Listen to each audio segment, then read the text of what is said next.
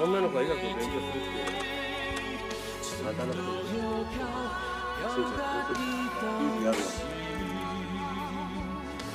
虽然自细汉就有离开厝里，住伫咧学寮的经验，也毋过雅信即马看到这个马上就要离开的亲人，心肝头也是非常的不甘。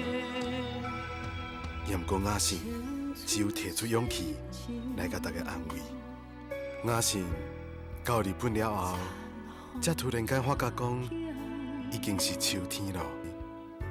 雅信所有的，毋但是志气，也阁有勇气。